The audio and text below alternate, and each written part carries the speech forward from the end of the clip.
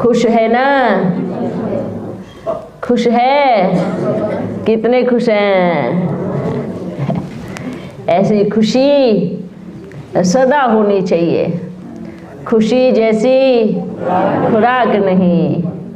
मालूम है, अगर अंदर में खुशी होगी ना तो नाचते रहेंगे, तो जो गम है ना, गम आसपास भी नहीं घूमेगा। तो जो खुशी होती है वो सारी बीमारियों की दवाई होती है ना? तो खुश हैं? हाँ। आप बुला रहे थे ना, हम ऊपर से आ रहा है, तो हम सोच रहे थे हम आ गया हूँ। तो आप ऐसे बोल रहे थे और हम ऐसे बोल रहे थे। हाँ, वाह वाह वाह, बहुत अच्छा बहुत अच्छा। वाह, सभी ठीक हो ना? ठीक हो? शरीर ठीक है? मन ठीक है? दिल ठीक है? हाँ। जब ये सब चीज़ें ठीक हो तो फिर बस फिर और क्या चाहिए ज़िंदगी में? जीवन में कुछ किसी की ज़रूरत है तो सब ठीक होना चाहिए। अच्छा बच्चों, हाँ, जैसे हम तो शरीर में रह रहे हैं ना, आत्मा शरीर में है। हाँ। और आज के टाइम में बहुत सारी बीमारियां हैं शरीर में। हाँ हाँ। तो ऐसे तो हम ओंकार ध्वनि से, योग से, प्राणायाम से बहुत सारी बीमारियां ठीक करते भी हैं। हाँ। फिर भी ना लोगों में वो जागरूकता अभी तक है कि बस दवाई से ही ठीक होंगे। हाँ। तो मेंटली जिस तरह से प्रिपरेशन होती है बीमारियों से लड़ने की, उसके ऊपर भी एक कार्यक्रम पर रखा जाए तो बहुत अच्छा होगा। बिल्कुल रखना चाहिए। अच्छा है, छोटे छोटे कार्यक्रम इस चीज़ के लिए भी रखने चाहिए। सबसे बड़ी बात यह है कि बीमारी क्या है, बीमारी क्यों होती है? हाँ, बीमारी का मूल कारण क्या है, आप बताओ।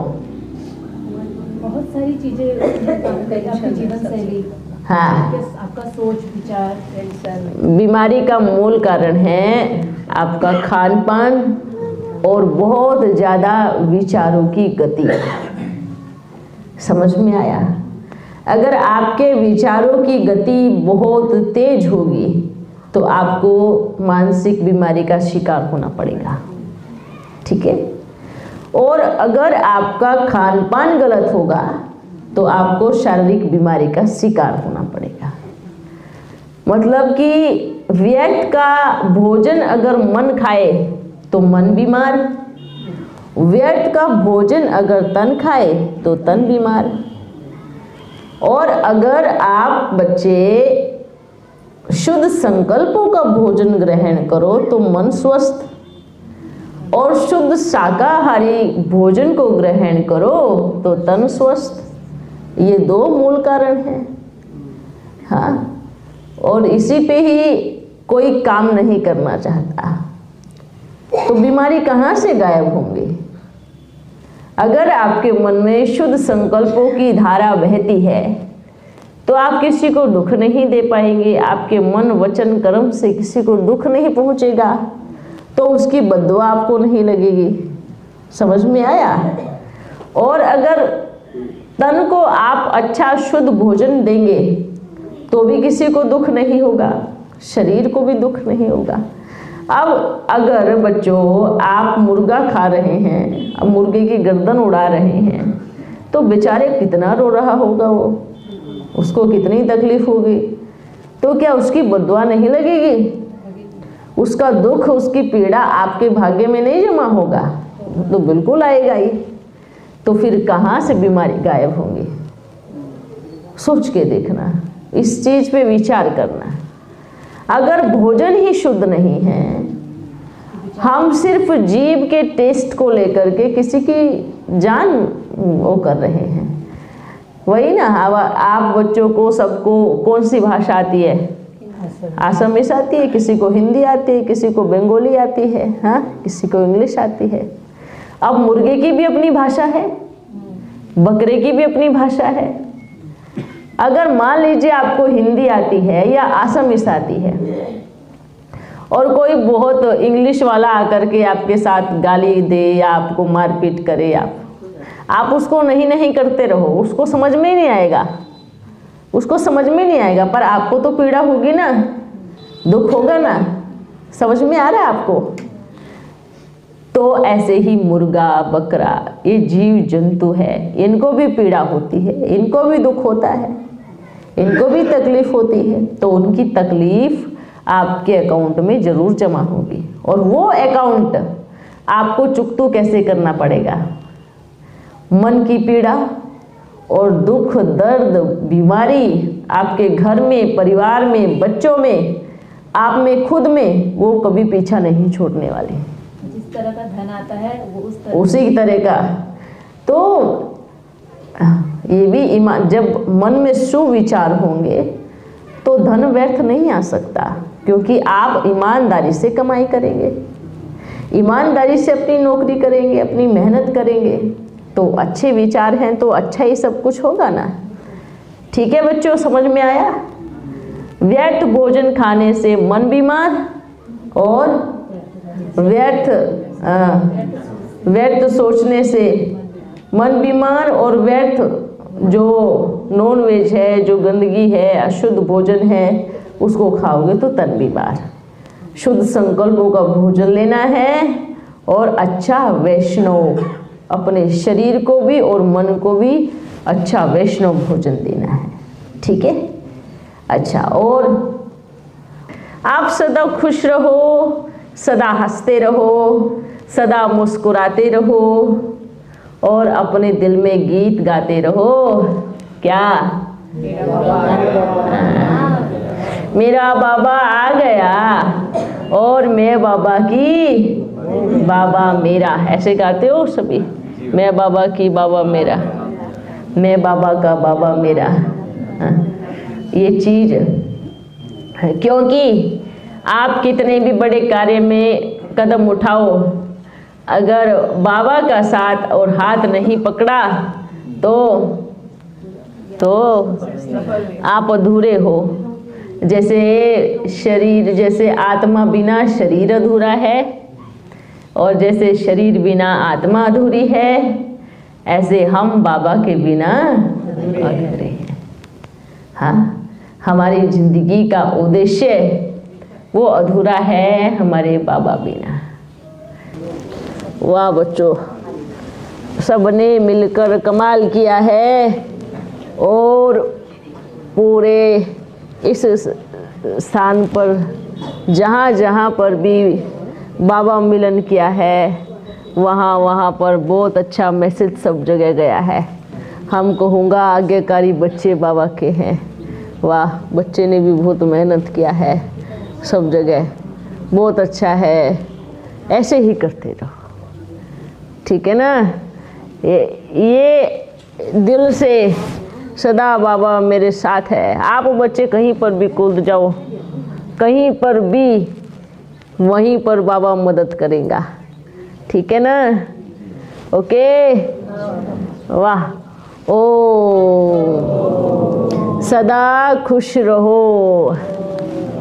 हाँ बाबा, हाँ, नौगांव में बहुत सारी मोहम्मदन कम्युनिटी, बहुत मेजॉरिटी है। हाँ, तो हम भाई यहाँ से लोग थे, हम जहाँ पे भी गए वहाँ पे भी ओम करा है। हाँ। हर जगह पे ओम करा है, बड़े बड़े संस्थान में, स्कूलों में, तो मोहम्मदन लोगों ने भी ओम किया। देखो बच्चे, हम ये कहेंगे वो ओम करते हैं,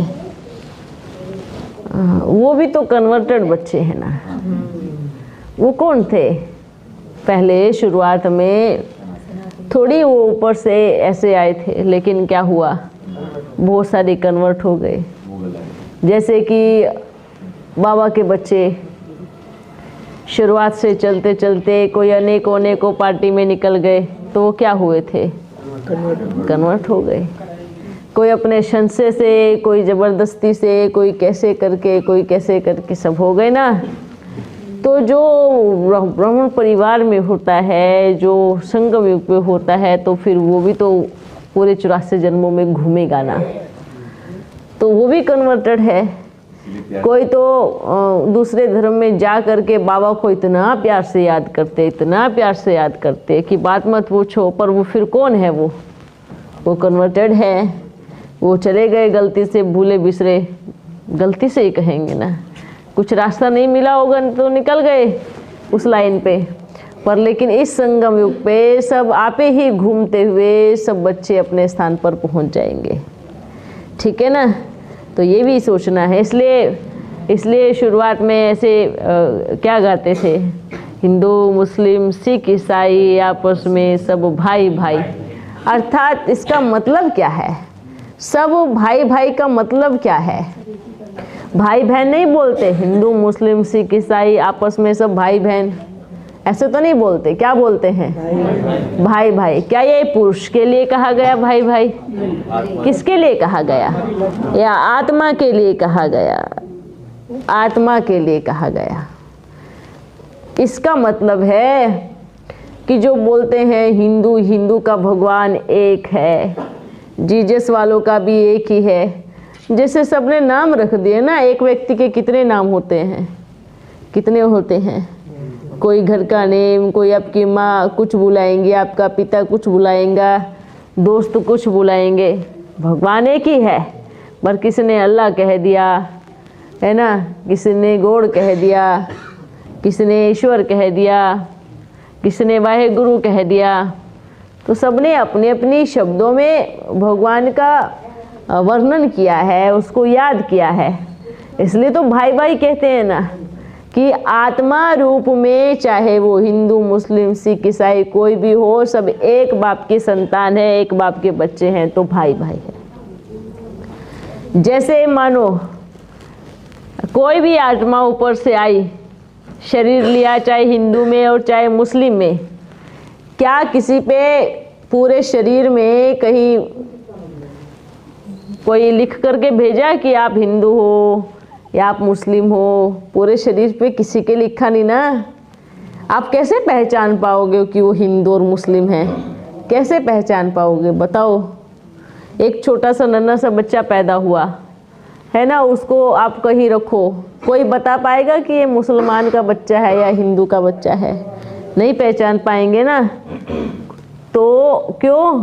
क्योंकि प्रकृति ने सबको समान शरीर दिया है। ऐसा तो है नहीं कि हिंदू के बच्चों की 2 आँख हो और मुसलमान के बच्चों की 1 ही आँख आई हो, ऐसा तो नहीं है ना। या जीसस के बच्चों की 1 टांग हो और 1 टांग नहीं आई हो, ऐसा तो नहीं है ना। बराबर प्रकृति ने सबको आँख 2 कान है ना, 2 हाथ 2 पैर, पूरा शरीर ऐसे ही दिया है। तब तो भेद करते अच्छे भी लगते कि भाई हाँ, मुसलमानों वालों की सिर्फ 1 ही आँख होती है, हिंदू वालों की 2 होती है। भाई अभी ये इससे पता पड़ता है कि मुसलमान है या हिंदू है? कैसे पता पड़ेगा? अब ऐसा तो है नहीं कि हिंदू वालों पे दाढ़ी मूछ होती है और मुसलमानों में नहीं होती। ये भी सेम ही हुआ है, आजकल तो सब में मूछ और दाढ़ी होती ही है। अब ऐसा तो है नहीं कि भाई जीसस वाले टकले होते हैं और हिंदू वाले बाल वाले होते हैं, ऐसा भी नहीं है। सबके बाल भी होते हैं। कोई तो कैसे भेद कर पाओगे? कैसे पहचान पाओगे कि ये हिंदू है या मुस्लिम है? तो जब परमात्मा ने और प्रकृति ने भेदभाव नहीं किया, जब परमात्मा ने भेदभाव नहीं किया, जब प्रकृति ने भेदभाव नहीं किया, तो हम कौन होते हैं भेदभाव करने वाले?